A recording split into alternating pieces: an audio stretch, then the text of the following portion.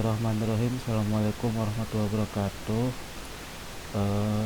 Nama saya Iwan Aslih. Di sini saya akan mengerjakan UTS mata kuliah Interaksi Manusia dan Komputer dengan tema analisa user interface. Karena soalnya lakukan analisa untuk user interface terhadap salah satu aplikasi LMS atau e-commerce.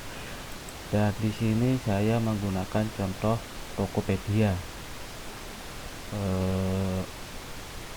Kita lanjutkan saja. Jadi ini adalah tampilan awal Tokopedia. Jika kita lihat tampilan saat ini seperti ini. Ini adalah tampilan awal Tokopedia. Di sebelah header ada judul untuk kembali ke home, kemudian ada kolom search dan lain sebagainya. Jadi ini berikut analisis saya terhadap yang pertama, ragam dialog dan desain dalam user interface. Kita lihat bahwa Tokopedia dalam websitenya itu didominasi oleh warna hijau cerah yang menarik ya. Tokopedia ini identik dengan warna hijau cerah seperti ini. Penggunaan warna hijau cerah sangat dominan, sehingga dapat dikatakan ini merupakan identitas dari Tokopedia. Makanya di beberapa orang terkenalnya Tokopedia adalah toko hijau, karena dominannya penggunaan warna hijau di website maupun aplikasi Tokopedia. Ragam dialog maupun user interface di situs Tokopedia bertujuan untuk memudahkan pengguna dalam melakukan belanja online. Misalnya saja penggunaan icon seperti ini ya, icon maupun etalase-etalase yang ditunjukkan itu akan memudahkan pengguna. Jadi pengguna tinggal klik, misalnya iPad, pengguna tinggal klik dan akan langsung diarahkan ke toko. Jadi pengguna tidak perlu capek-capek untuk mencari ya. Kadang Tokopedia secara otomatis menempatkan etalase-etalase di depan. Kemudian ada juga filling dokumen seperti ini. Dari sini kita bisa mencari apa yang kita inginkan. Kita ingin belanja apa? Seperti saya ketika ingin belanja cooler gog, di sini pun langsung kita tinggal isi kolom pencarian, langsung diarahkan ke barang yang hendak kita cari atau yang hendak kita butuhkan atau kita inginkan. Kemudian ada juga penggunaan menu tarik ya, artinya ketika kita buka seperti ini, dia akan memunculkan informasi lain seperti ini. Ketika kita menempatkan mouse di download Tokopedia app, maka akan memunculkan scan barcode. Kemudian ketika kita menempatkan mouse di icon keranjang belanja, maka itu akan masuk ke keranjang belanja kita, atau notifikasi ataupun pesan atau chat ya. Dan juga ini adalah identitas dari user Tokopedia. Mohon maaf, saya pause dulu. Mohon maaf tadi saya pause dulu, kita lanjutkan kembali ya. Kemudian yang berikutnya ada penempatan filling dokumen juga di sini untuk memudahkan kita untuk membeli pulsa, paket data, dan juga flight atau tiket penerbangan, kita hendak kemana, tanggal berapa, jumlah berapa, dan kelas penerbangannya berapa.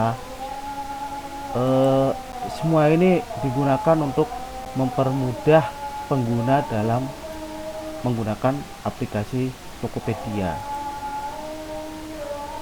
Ini tadi ya, pada tampilan home terdiri dari beragam dialog seperti yang tadi telah saya sampaikan. Ada form filling dialog, sistem menu tarik, dan juga penggunaan icon dan etalase di layar awal. Trik ini digunakan untuk memudahkan pengguna dalam melakukan pencarian barang maupun kategori dalam mengeksplor situs lebih lanjut. Kemudian yang berikutnya, penempatan icon berdasarkan kategori dan juga menampilkan etalase toko merupakan salah satu hal itu yang memudahkan pengguna. Misalnya saja tadi ya, penempatan icon seperti makanan kering, action figure, tas lempang pria, dan lain sebagainya. Ini memudahkan pengguna dalam melakukan pencarian. Demikian juga penempatan etalase seperti yang telah saya sampaikan di awal. Ini akan memudahkan pengguna dalam melakukan pencarian barang yang diinginkan. Yang berikutnya, warna hijau menjadi identitas dari Tokopedia sehingga terkenalnya toko hijau seperti yang telah saya sampaikan tadi. Kemudian yang terakhir, Tokopedia tidak asal menempatkan barang etalase di halaman awal, namun bersumber dari algoritma sejarah belanja dan pencarian pengguna. Hal ini terkait dengan data scientist dari Tokopedia yang akan membuat semacam machine learning ya, untuk mempelajari kebiasaan dari pengguna berdasarkan riwayat searching mereka, riwayat belanja mereka. Seperti misalnya saya pernah searching mengenai baut, kemudian saya akan direkomendasikan untuk membeli baut. Begitu pula misalnya saya pernah mencari iPad Air, maka ditempatkan iPad Air. Saya pernah mencari Fuller Gold, maka di halaman awal ditempatkanlah etalase Fuller Gold dan handphone dan lain sebagainya. Itu berdasarkan keinginan algoritma dari mempelajari kebiasaan pengguna, misalnya Fuller Gold dan lain sebagainya. Dan ini untuk masing-masing orang itu berbeda ya, karena saya sedang beberapa hari belakangan saya sedang hobi otomotif, modifikasi motor, maka saya diarahkan ke perangkat-perangkat untuk servis maupun modifikasi motor. Begitu beda pengguna yang lain, misalnya pengguna perempuan, tentu saja etalase yang disarankan oleh Tokopedia di halaman awal tidak sama seperti yang punya saya ini. Begitu pula dengan pengguna yang lain dan lain sebagainya, pasti ada perbedaan. Itu adalah hal kecil dari Tokopedia untuk memudahkan pengguna. Kemudian kita sampai ke penanganan kesalahan dan help. Ini adalah contoh penanganan kesalahan dan help. Ketika kita memasukkan kata kunci dalam melakukan pencarian dan ternyata kata kunci tersebut tidak tersedia, maka Tokopedia akan menyarankan untuk mengganti kata kunci. Ini adalah salah satu contoh penanganan kesalahan dari Tokopedia yang lagi-lagi bertujuan untuk memudahkan pengguna. Artinya apa? Pengguna tahu kesalahannya sehingga dia akan memperbaikinya dengan mengganti kata kunci kalau dalam kasus ini. Itu tadi ya, Tokopedia memberikan saran ketika melakukan penanganan kesalahan. Misalnya saja ketika kita salah memasukkan kata kunci, maka Tokopedia menyarankan untuk menggunakan kata kunci yang lain. Kemudian panduan dan bantuan atau help ditempatkan di paling bawah situs. Tempatnya di sini, bantuan dan panduan. Jadi Tokopedia itu juga memiliki bantuan dan panduan untuk mengeksplor situsnya dicantumkan di halaman awal. Kita juga bisa memilih bahasa English ataupun Indonesia. Itu sedikit analisis dari saya, kemudian kita sampai ke perspektif. Ini adalah perspektif subjektif saya. Yang pertama, user interface Tokopedia dengan warna dominan hijau relatif mencerminkan identitas. Kemudian penggunaan icon dan pemilihan etalase cukup membantu pengguna dalam menggunakan website ataupun aplikasi Tokopedia.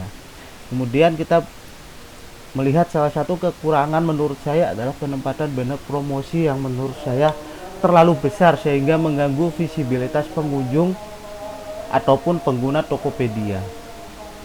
Seperti kita lihat di sini ya, di atas. Nah, penempatan banner promosi seperti ini menurut saya itu mengganggu visibilitas.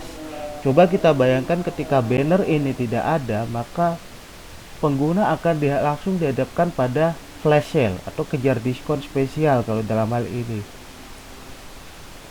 Di sini, tapi dengan adanya banner yang besar seperti ini, justru kejar diskon ini jadi tertutup gitu.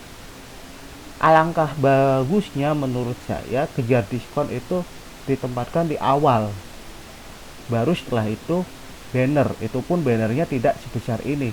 Mungkin menurut saya banner lebih cocok ditempatkan di samping kategori pilihan, segini ya, segini. Kemudian top up dan tagihan mungkin bisa ditempatkan di bawah, karena top up dan tagihan ini kan sebetulnya bukan layanan utama dari Tokopedia. Layanan utamanya kan e-commerce ya. Top up dan tagihan kan bukan merupakan salah satu layanan utama. Jadi menurut saya penempatan banner ini cukup mengganggu visibilitas dari pengguna. Kemudian berikutnya, penanganan kesalahan cukup membantu dengan menyarankan hal untuk memperbaikinya, dan penempatan help di paling bawah dan kecil kurang user friendly bagi pengguna. Ketika kita menjelajahi Tokopedia, kalau kita pribadi sih mungkin kita sedikit beradaptasi sudah mampu untuk menggunakannya. Tapi beda halnya ketika para senior menggunakannya, misalnya orang-orang dengan usia 50-60 tahun ke atas, mungkin mereka akan kesusahan ketika menggunakan situs Tokopedia. Nah, ketika mereka ingin mencari bantuan dan itu tempatnya ada di paling bawah dan kecil seperti ini, mereka akan kesulitan untuk menemukannya. Jadi ada dua kekurangan subjektif menurut saya yang bisa diperbaiki. Jadi yang pertama penempatan banner, yang kedua penempatan halaman bantuan dan panduan yang berada di paling bawah. Menurut saya seperti itu. Baik, itu saja dari saya. Mohon maaf apabila ada kesalahan. Assalamualaikum warahmatullahi wabarakatuh.